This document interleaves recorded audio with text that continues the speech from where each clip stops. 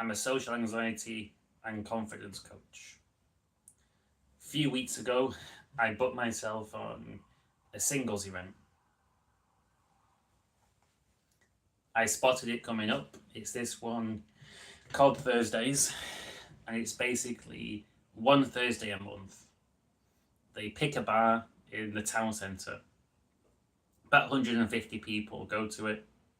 Every single person in the bar is single and in a certain age range. I was scared to go to this event. That's the reason why I chose to turn up.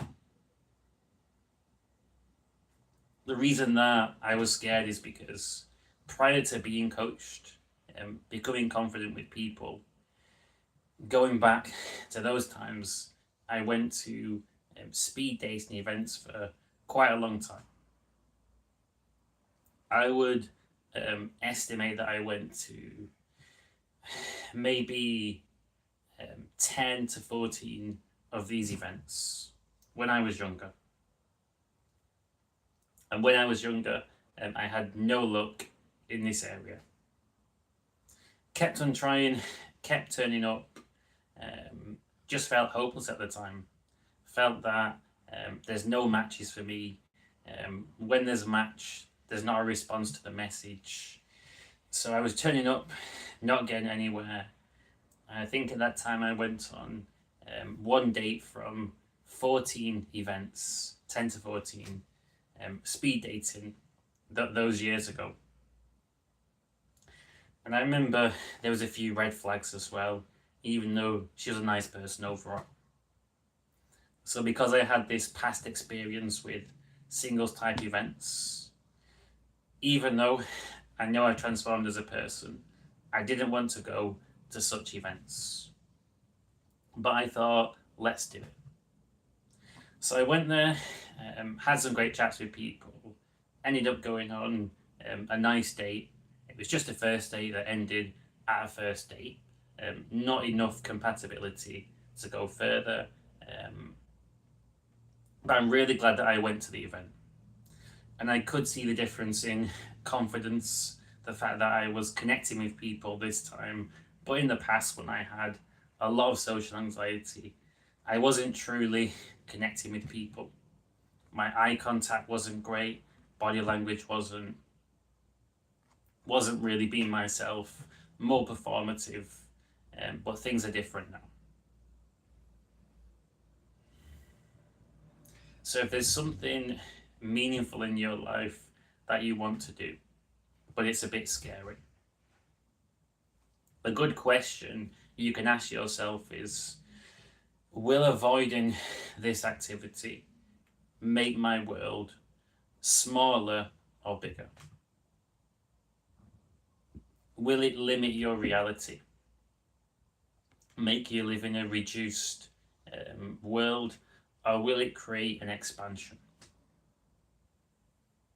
Most things in life that help you grow, they come with fear and uncertainty.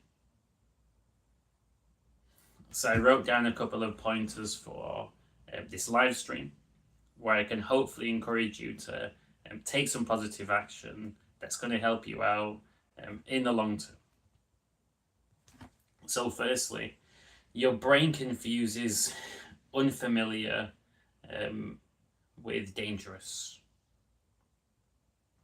So anything that's unfamiliar, your mind and your body, the anxiety, it's going to be like an alarm that sounds. Your mind's ringing out danger, danger, danger. But often it overestimates social threats. A lot of the time, it's a false alarm. And it's part of your wiring. We all have anxiety and fear to keep us safe. Unfamiliar territory, because it's new and different, it's going to be scary. It's supposed to feel scary, but by knowing that territory and experiencing that you're safe, to be yourself in that territory, that's how you get comfortable, relaxed, through building that familiarity and sense of safety.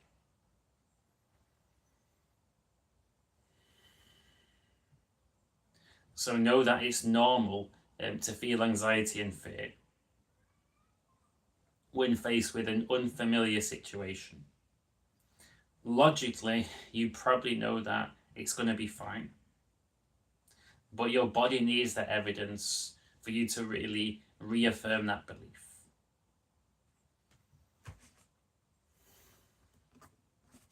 So I'm looking at my next pointer, so I don't forget the key ones that I wrote down.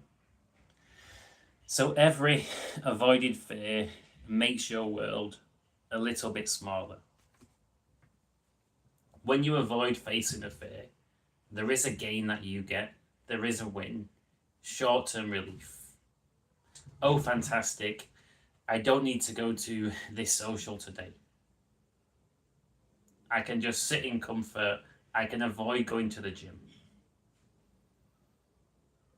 I can avoid going to a class. Avoid talking to someone that I want to talk to. There is a comfort and short-term relief that comes with avoiding fear. But on the long-term basis, when you're avoiding fear, especially as a pattern, it's going to make your world smaller and it's going to make you feel worse about yourself.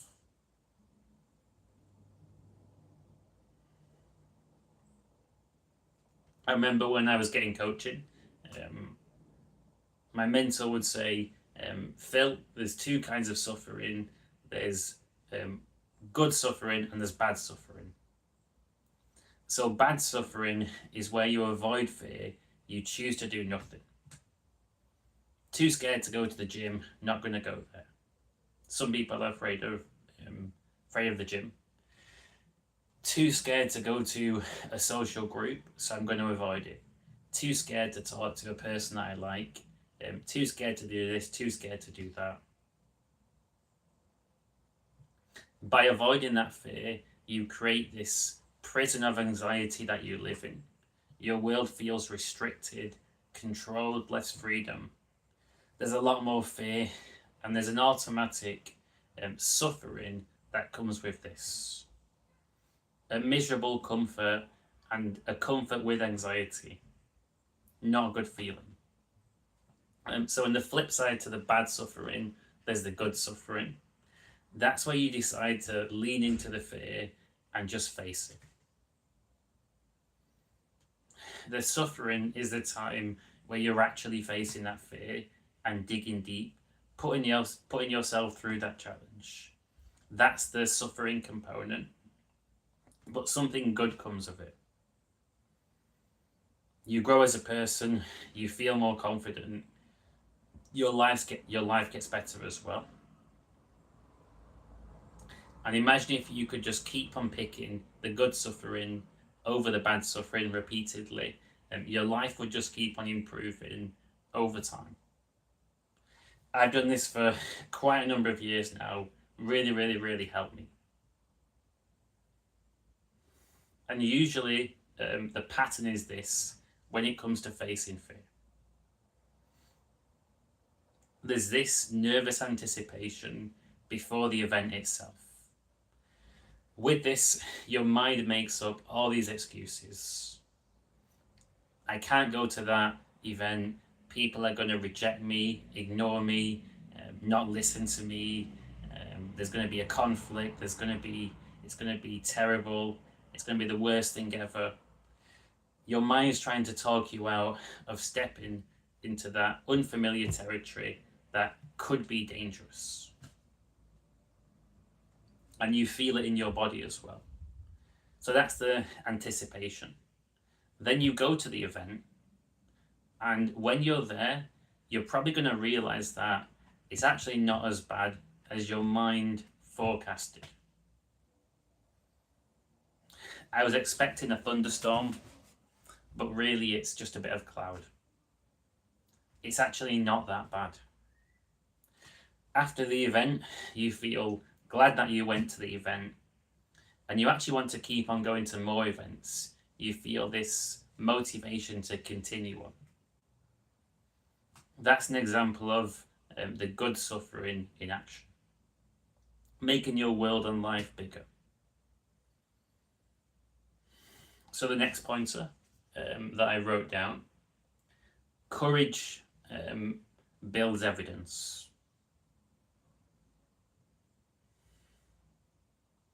The self-doubt part of your mind,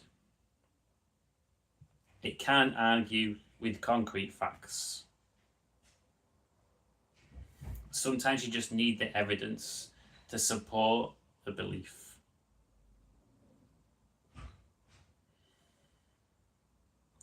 Even if logically you think, I can probably achieve this goal, you're going to need to collect some evidence to truly embody and believe that. Evidence changes how you feel about yourself and your life. The first kind of evidence that you will get is the evidence that you survived the event itself. I was nervous about going to a social group for so many reasons. For example, I was nervous about my self-image. Maybe it's an ego fear. I was nervous about not connecting with people, feeling like an outsider, whatever your fears might be. Just by going there, you're going to see that, okay, I survived that situation in spite of the fear. It'll feel a little bit like when you go to a theme park and you ride a roller coaster. After that roller coaster ride, you kind of want to go on the same ride again. Beforehand, there's that anticipation. You do the ride, immediately you feel this buzz and want to repeat it. So after collecting the evidence that you survived it, you'll feel this buzz and want to go back or go further.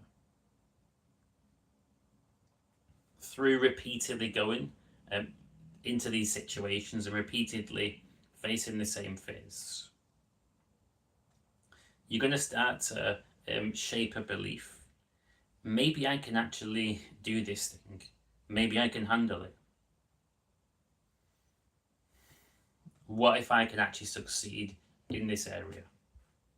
Maybe I can. An analogy that I learned from talking to a client that I was coaching quite some years back, which really stuck in my mind, is that building this evidence is like collecting jigsaw pieces. You went to a social and had a positive interaction.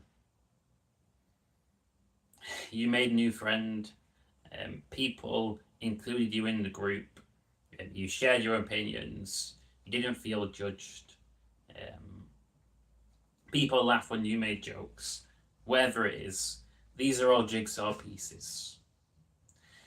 When you can compile the whole jigsaw puzzle, you can see what's really possible.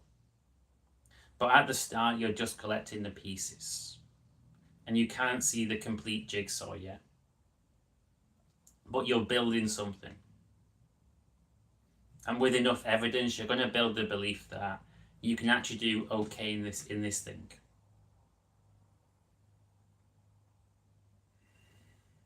And territory that you're entering can be scary because of unfamiliarity for so many reasons. In my case, it was most likely self-image phase. Put all this work in on myself. What if I go back into the same environments as a different person and I repeatedly experience the exact same results that, or lack of results that I had in the past? What if it's still the same? Even though logically I knew that it's highly unlikely, probably that was the biggest fear. But as soon as you do it once, you want to go back, keep on moving forwards all the time. So I think it's really important to sit down, choose one meaningful action that you can take, which is going to push you a little bit outside of your comfort zone so that you can grow. Not so much so that it's completely overwhelming. If you're scared of public speaking, I'm not saying go and give a talk in front of 500 people, but maybe you could, um, in this case, look up organizations where you can practice public speaking, or book yourself onto a beginner's course. Something which is going to take you just outside of your comfort zone and give you the space that you need to face fear, practice, and grow, because you need the evidence, you need the experience.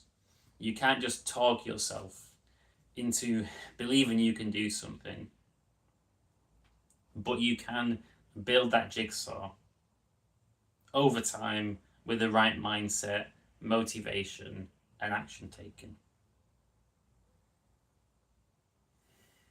So I hope that you found this video helpful.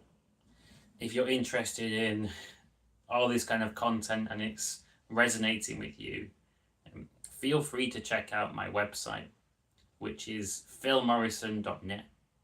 I'll put a link to it, the website, in the description of this video. And if you're looking to go down the coaching route, receive help and support to help you work through your fears, growing confidence, all the rest of it, feel free to check out the coaching page at my website, or come down to one of my events. I'm doing in-person events pretty much every single week. Did one last Sunday, 2 events coming up this Sunday, 2 events the one after. There's plenty going on in Birmingham. And also, I'm going to be doing virtual events sometime in the future as well. Until next time, have a great rest of your day.